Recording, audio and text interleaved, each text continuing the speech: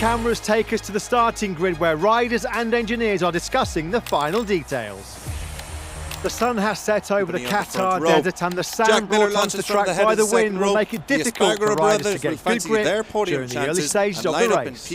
Temperatures have dropped considerably compared to this afternoon, so many teams have opted for soft known to tyres. save his best for Sunday's leading championship contenders Joan Mir and Pecco Bagnaia join him on the third row. World champion Fabio Quartararo starts from row 4 with Alex Rins and Franco Morbidelli either side of him. Joan Zarco, Miguel Oliveira and Marco Bezzecchi introduce plenty of power on the 5th row. Next on the grid is Luca Marini standing between Everything is ready for the start. Marc Marquez starting from pole position is the big favourite. Just a few moments forward till the lights go out and the riders will start from the grid. Darren Binder, complete your grid for the 2022 season opener. It's lights out of the MotoGP 2022 in Qatar. Honda's got away brilliantly. Marc Marquez gets the whole shot. Pol Espargaro slots into second. The initial launch good for Martin. Then he got it bogged. Big moment. But it's the two Repsol Hondas who lead. From Brad Binder, who's up into third place. He's trying to go right around the outside of Marc Marquez. The two factory Ducatis had terrible starts. Fabio Quartararo immediately ahead of both of the factory Ducatis. He's trying to get the inside of Joan Mir. Quartararo looks like he's gained at least 4 places, and he's got both factory Ducatis and the pole man behind him. Pol Espargaro leading on a Repsol Honda. We would never have said that at any time last year, would we?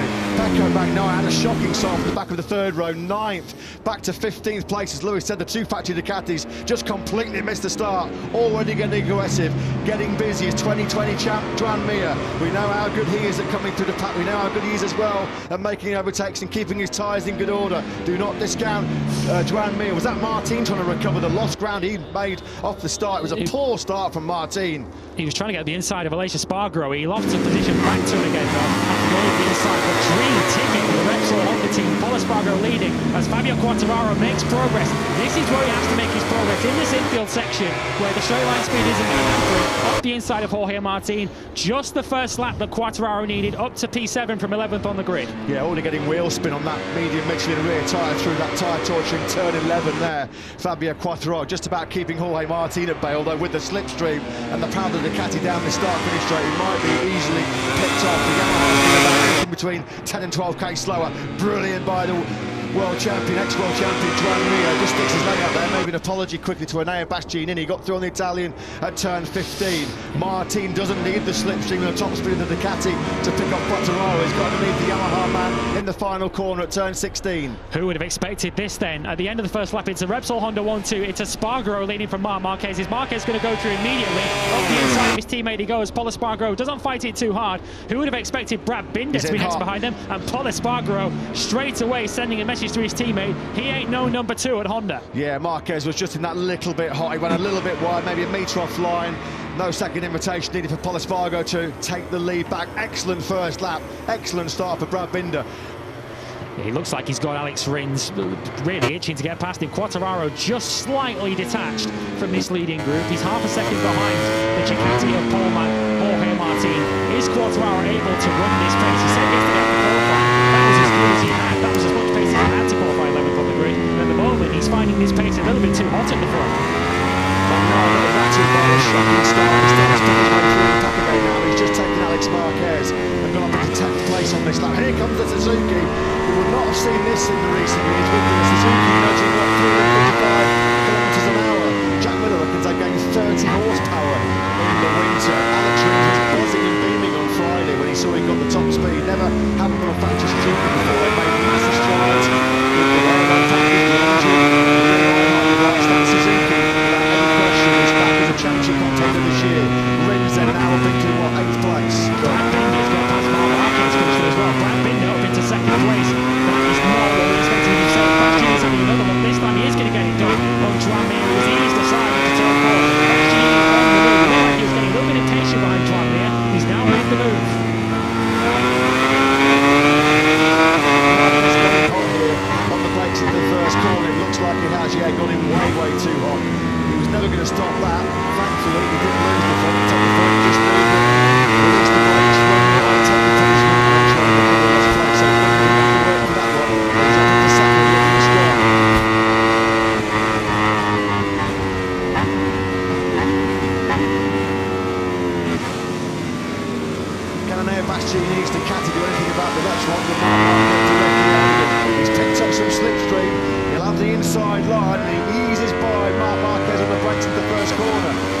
Marquez, is he going to pull it a little bit tighter? No, ooh, Mia's gone well wide. Likewise, Jorge Martin, that's the slipstream effect.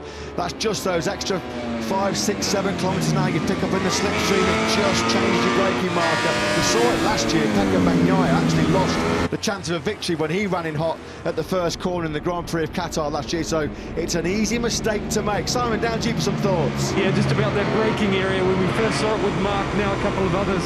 In recent years with the wings, they help the bike stop as well. When that device clicks back up into place and the wings angle of attack works, they rely on it with their braking marker. But if there's someone in front of them in the braking area, the wings don't work and they can't stop.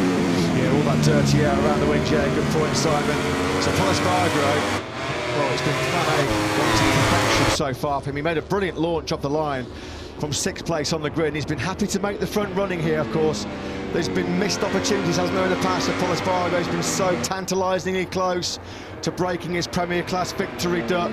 I'm sure wherever you are in the world watching from the sofas on the virtual fan wall, you're enjoying this cracking start to the 2022 MotoGP World Championship.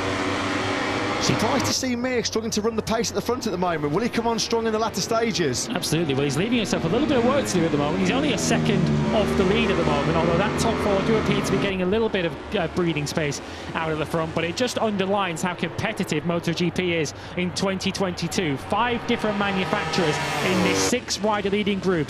Espargaro leading for Honda ahead of a KTM of Brad Binder, a Ducati of Enea Bastianini, the second Honda of Marc Marquez, with an Aprilia and a Suzuki right on their tails. Well, in the early stage of this Qatar Grand Prix, I don't think anybody would have thought pre-season that Espargaro and Brad Binder and Enea Bastianini would be holding the top 3 places, with world champion Fabio Quartararo in 9th and runner-up last year Pecco Bagnaia in 10th. Still a long way to go. There is confirmation on your screens. Unfortunately, Jack Miller retired down and out of the opening Grand Prix. That's a cruel look for Jack Miller, really unfortunate for him. Now we're looking back at Alex Rins, and there's the pole man Jorge Martin. He's in 8th. Bagnaia actually has just taken that 9th place away from Fabio Quartararo, probably, I'd imagine, using a bit of grunt under the Ducati down that start and finish straight. The chasm between the Ducatis and the fastest motorcycles here and the Yamahas has been pretty embarrassing. Jack Miller storms out the back of the factory Ducati garage.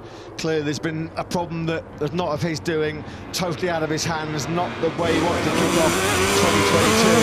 Might be time for a 10-metre exclusion, so around Jack for a few minutes.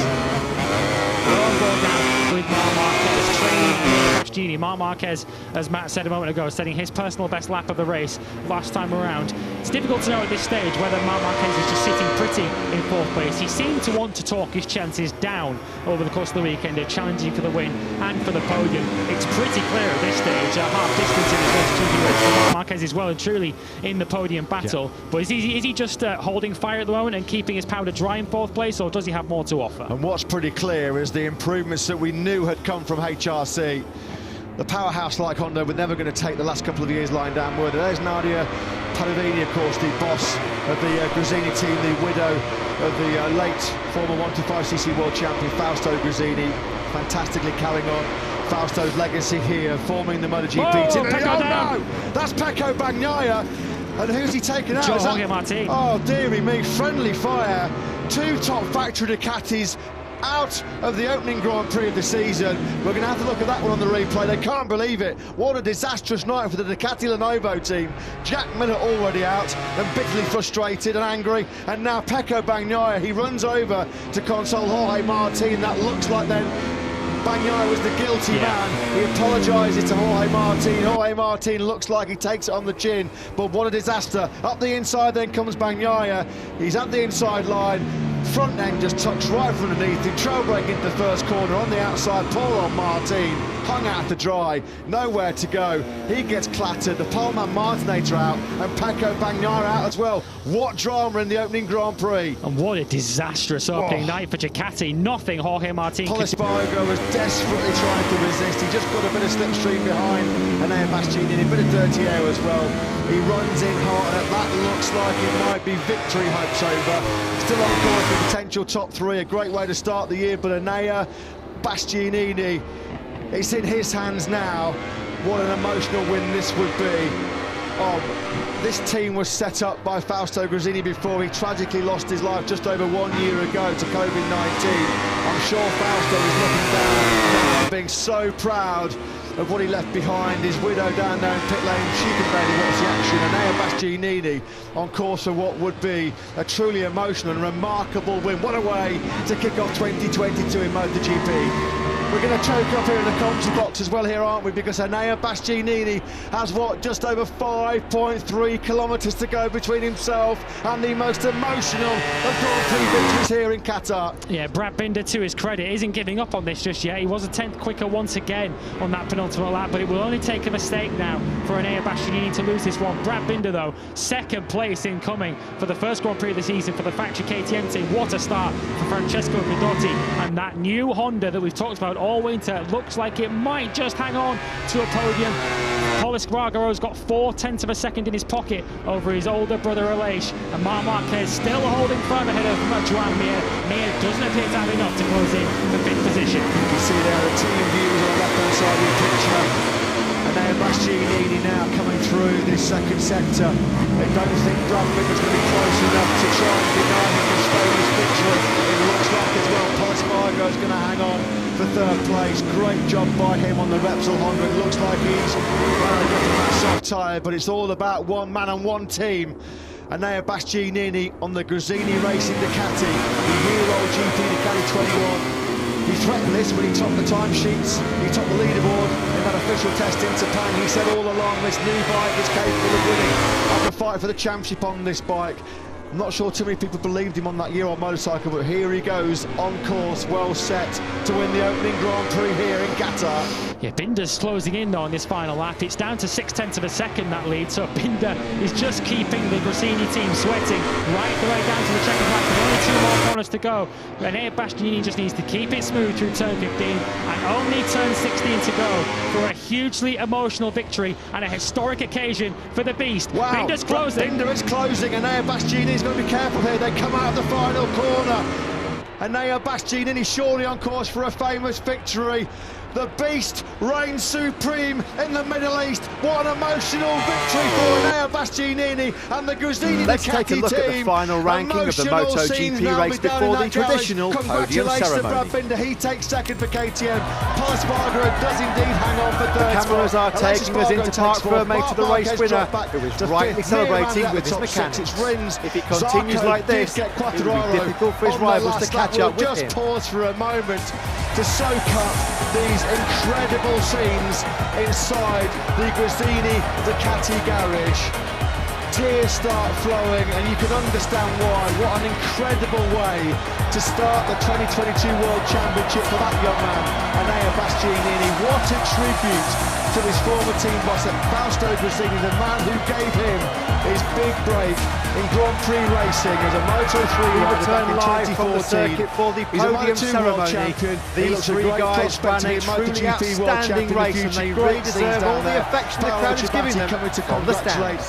Nadia Padovani, Gigi Dell'Igna alongside there as well, Davide Tardozzi. These are unforgettable scenes. Wow, such a pleasure, such a privilege, what an honour to be part of the championship on such an emotional night like tonight.